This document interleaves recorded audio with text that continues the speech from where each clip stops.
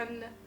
I know it has been so long, well, over a year to be exact, since we said we were going to make another video, but there has been a lot of dramatic stuff that has happened since, but thank God we're back, and thank you for all 11,000 something of you that watched the video and commented and subscribed.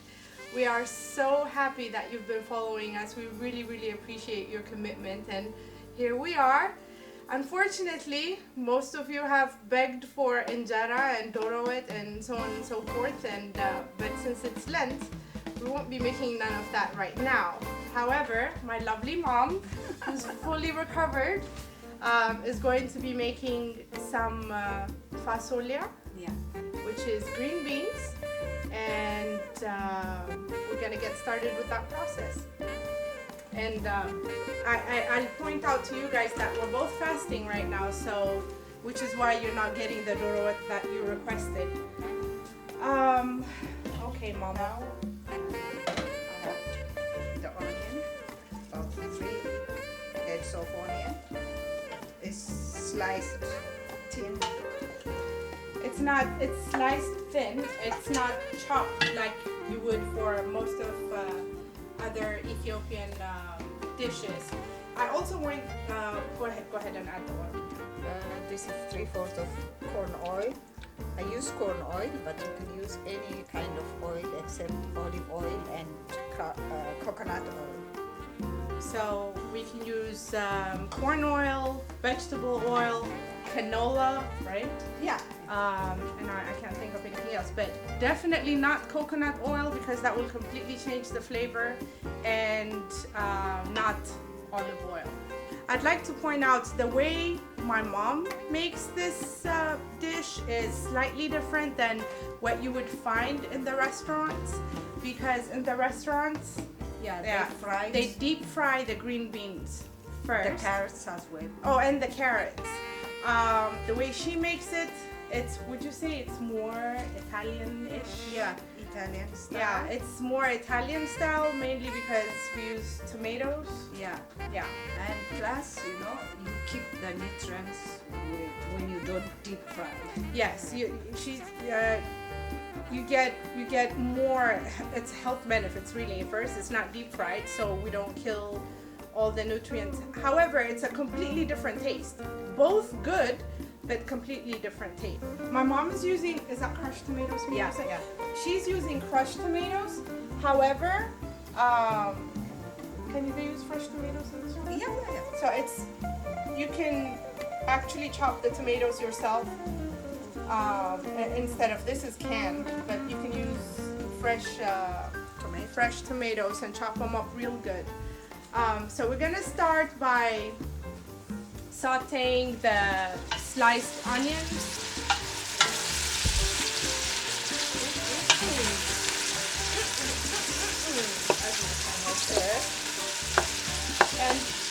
And some of the questions I remember, how long do you cook the onions? Until it becomes limp. Yeah.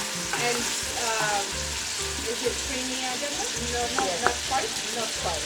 Okay. This one doesn't get creamy. I like it. When it's chopped, it gets creamier, and for lentil and other things, it's better when it's creamier. Okay. But for this one, it's better to see it, even though it's cooked, but you can still see it. Okay, yeah. I don't know if you caught that, since it's the onions are loud, but she's saying that it's better if this is not cooked till it's creamy. You actually want it to be part of the vegetables. Yeah, it's more a vegetable than a condiment in this case. Now don't quote me on that. Remember, I'm not a chef, so let's go over the ingredients that we've had. We have the tomatoes, the chopped tomatoes. This is the butter and the canelo. Crushed tomatoes is what it would say. It's just out of a can. That's parsley and garlic. Yeah, freshly chopped together. Jalapeno peppers, carrots, the green beans, We use That's frozen. 2 pounds. Yeah, 2 pounds frozen, fresh frozen. However, if you are one of those brave cooks that wants to go to the farmer's market and get the fresh one, you can absolutely do that. We're taking a shortcut. And then It's all cooked the same way. yeah. Now, why do we have red pepper powder But here, Mommy? for those of them who don't want to use jalapeno, because sometimes the jalapeno is too spicy, too hot, and this will cut off the tomato bitterness. Yeah. It's Is a that teaspoon liquid of, or no, berbere? a teaspoon of berbere. Berbere. Or red you pepper can use powder. also crushed pepper. If you have crushed pepper, that will serve the same purpose. Okay, so these obviously we're not putting all these at the same time. We definitely don't want to do that. It's either the red pepper powder or the jalapenos or the crushed peppers, which we don't have here, but that's an alternative that you can use.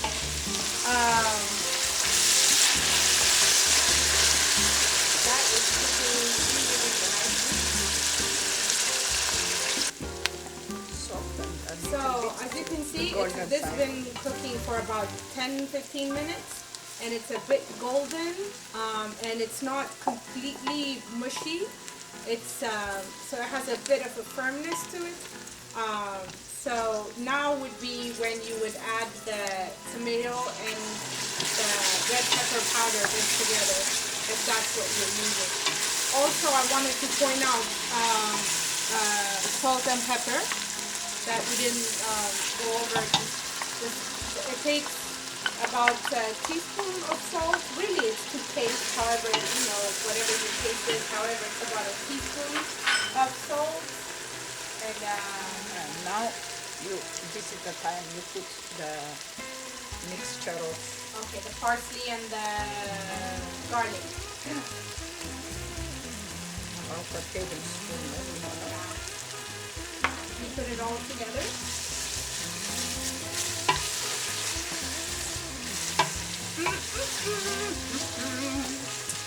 Love the smell of that. I wish you guys were here to smell this. I know I say this all the time, but it's so absolutely fabulous. See, it's all good and nicely mixed together. And this part, once you add, you know, the ingredients, what's going in next? The carrots? The carrots. Yeah, but this is maybe a 5-minute process. Yeah. Yeah, you just let it, you know, mix well together with the spices and the herbs. Now we're gonna put in the carrots. Again, mix them nicely so they're well covered with the sauce. I wanna tell you guys that when you first start out, you start on a medium-high heat on your stove. Unless you have that fabulous commercial kitchen kind of strength, then you guys kind of have to figure it out. But what's high? But on our low-budget, beautiful stove, it's medium-high. You have to watch it. And then once you put in the carrots, turn it down. Yeah. You turn it down to a little bit above medium, so you can relax a bit because you want. How long to cook the carrots? Maybe about 5 minutes, and then Okay. So about 5 minutes to Yeah. cook the carrots. After you mix them, after it's nice and mixed, you cover it, let it simmer a little bit, and then we're gonna add the green beans or fasolia, which I think. Where is that in Italian? If you see, I didn't put any water because I have a frozen green beans that has got water. That's why I didn't put any water. But if you're using a fresh cut green beans, you may need to add a little bit of water while cooking, just not for it to stick to the pot. Good idea. Yeah. And I never thought of that. Yeah. But again, I would like to point out that I've never cooked fresh fasolia myself. only use frozen. But, okay. 2 pounds of fresh frozen green beans. You can use the, isn't there like one that's half the size of this? Yeah. Cut green beans. Yeah. It doesn't matter which one you use. It's really a matter of preference. I like the shorter ones. They're easier to eat with injera. My mom, on the other hand, she likes the long ones. So here we are. Yeah. It has more substance. The other one disappears faster. Yeah. While on cooking. Okay.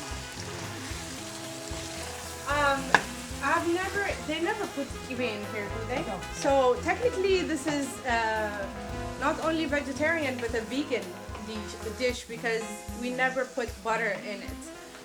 Even the ones in the restaurants, it is deep fried. It's deep fried in, I'm sure, vegetable oil. So I truly don't think they ever use butter.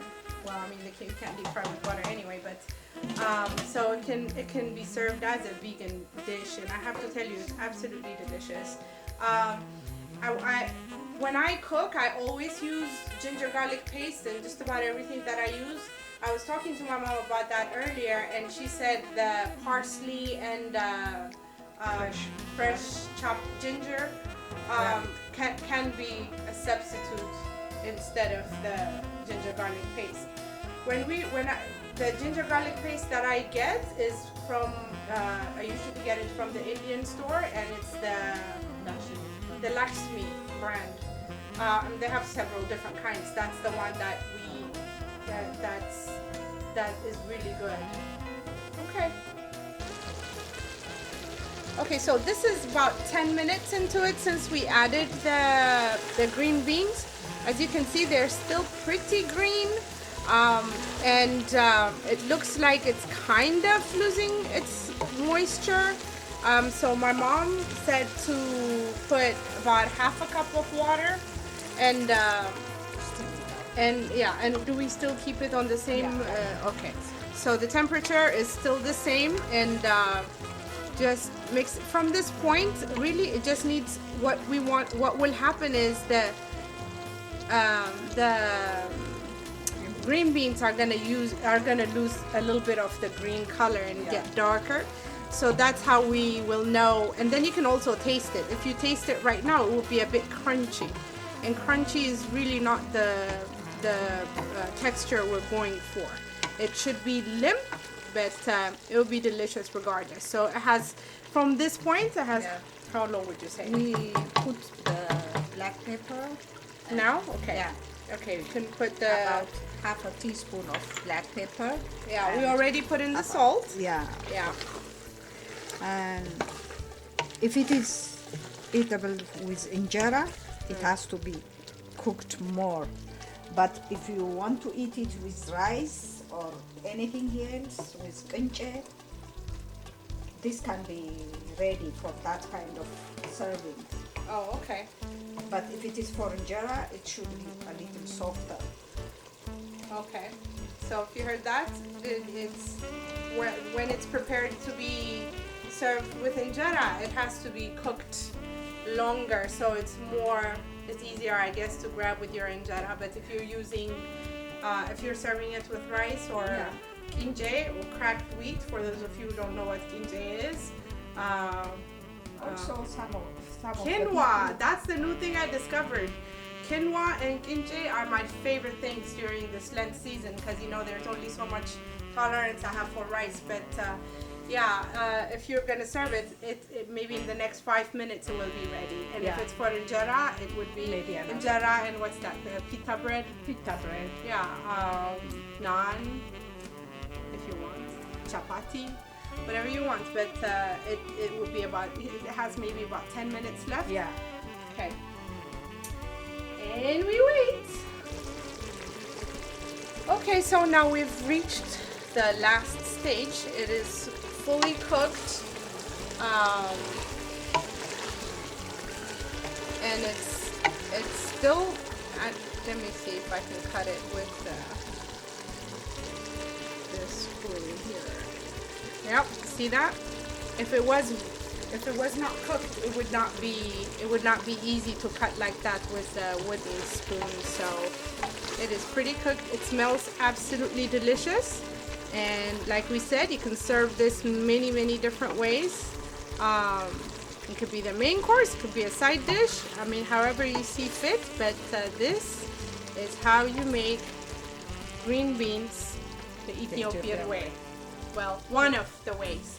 And thank you so much for watching, and I promise it will not take us another year to do another video. And the next thing we're planning to make is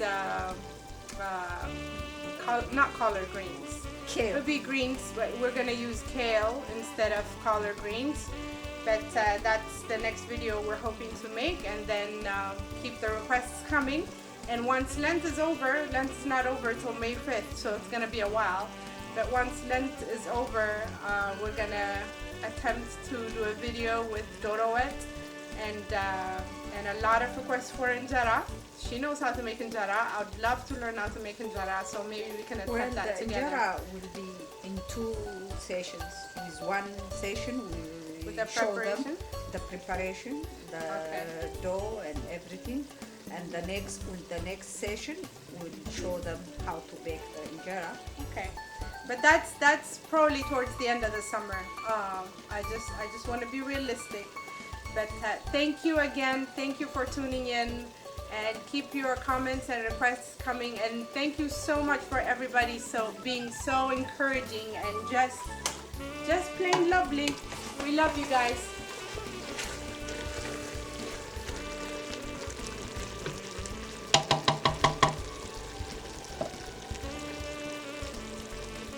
It's ready and done.